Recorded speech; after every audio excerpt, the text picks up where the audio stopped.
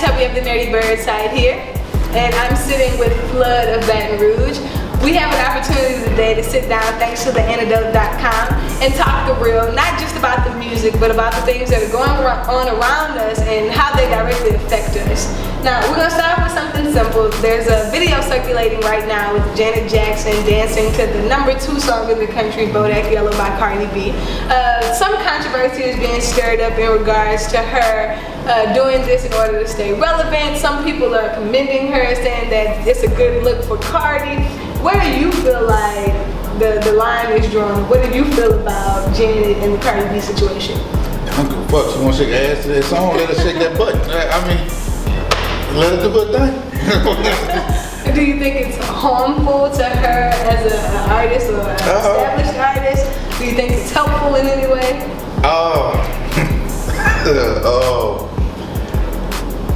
Either way, I mean, you don't have an opinion? Not really. I mean, as far as with the new crowd or whatever, they don't know who Janet Jackson is. Probably gonna let them know who she is. Right. They probably gonna look her up. But as far as the older people that know her, as far as it being harmful, nah. Right. She's gonna shake that butt, let her shake that butt.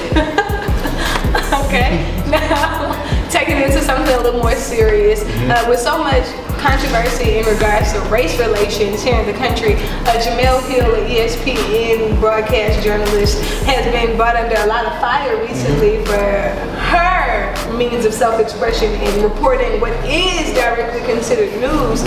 Knowing that she's gone under fire recently and actually almost lost her job, how do you feel about that? How do you feel about her co-workers actually standing up on her behalf, pretty much saying if she goes, we go? I support her and her co-workers fully. Right. If you don't stand for something, you fall for anything. Right. And I really support her with that, because if people just allow that racism to keep on happening, it's gonna keep getting worse. So I applaud her for that. She got my full support, her and her co-workers. Nice.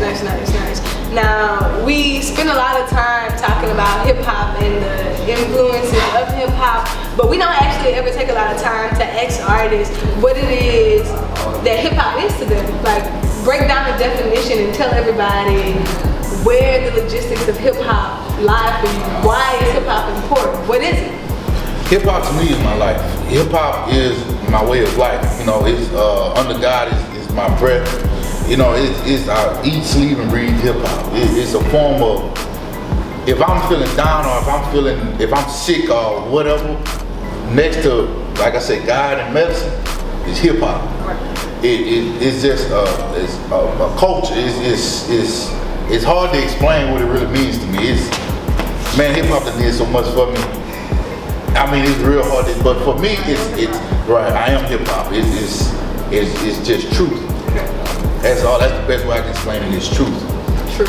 And self-expression and truth is so important in understanding that it's not just a cultural thing. It's really a spiritual thing. It is something that helps connect us as a unifying force, and that's why I think hip-hop is such a beautiful thing.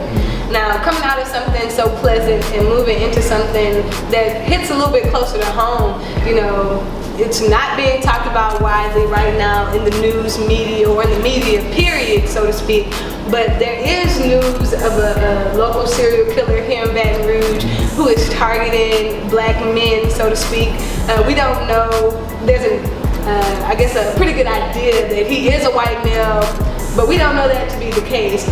How do you feel knowing that you are a resident of Baton Rouge, that you are already a black man that has enough to fear in the social settings around you, but where are you in the things of being uneasy, knowing that your life is potentially endangered by something you can't prevent right now? Our life has always been in danger, and right now we can walk outside. Me, you walk outside right now and be gunned down by a white person or whatever. But as far as that serial killer targeting black men, that does make me uneasy, because it's somebody that's really just out there pinpointing black people. And to me, my opinion about it is I want to say it, but I'm really trying not to say it. But I really think he works for a certain part of the state that I'm not gonna say, but this isn't being done at random. It's not being done at This is random. something that potentially has been coerced into what it is. Yeah, it's not being done at random. It's not. He's targeting who he's picking and who he's targeting. He knows what he's doing. Okay. And it is black men. I really do feel it's some form of a racist person, or a racist white person doing it.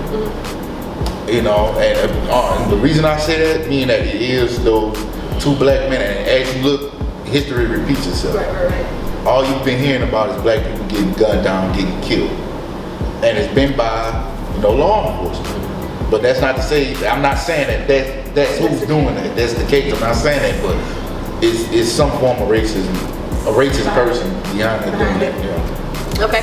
Now, understanding that it is some things that we can't control in the means of just being able to walk outside and get it to go away. What advice, understanding that we are not prepared to handle the things that are prepared to handle us, so to speak, but what advice can you give to people who are trying to keep themselves safe right now and keep themselves protected from the unknown that we face on a daily basis, in addition to this new threat in itself?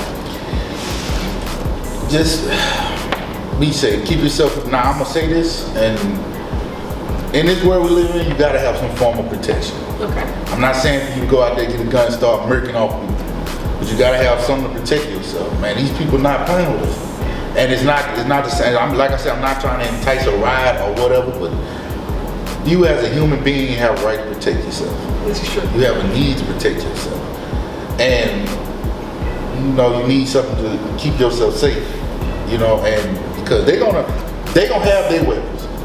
They're gonna have their weapons, whether it be hatred, fist, knives, bats, or whatever.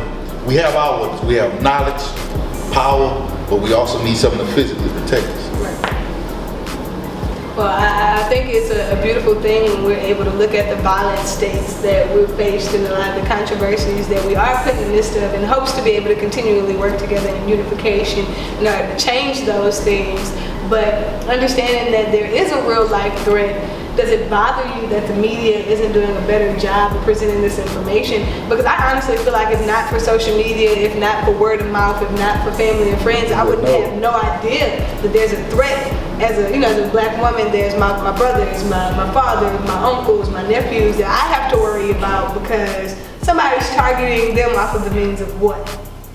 So it bothers me that the media hasn't done a better job at relaying that message to the public. But I am hoping that a lot of the artists that are taking an interest into it are able to relay that information to their audiences as well. Right. So now we're going to end it off with something light. We're going to play a little game that was suggested by a really good friend of mine. It's called Association. Basically what happens is I'm going to call out some artists and some events, whether that be mainstream or local. You have about 3 seconds to give me a word that you feel best describes that particular person or event which you associate them with. Okay. You ready to play? Alright, so LSU. Down. Jamel Hill. Black power. LSU. Gosh. No. Bando. Straight, cool.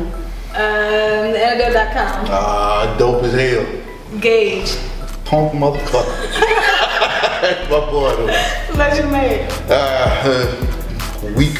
That's my homeboy, man. The Nerdy Bird site. The best site out there.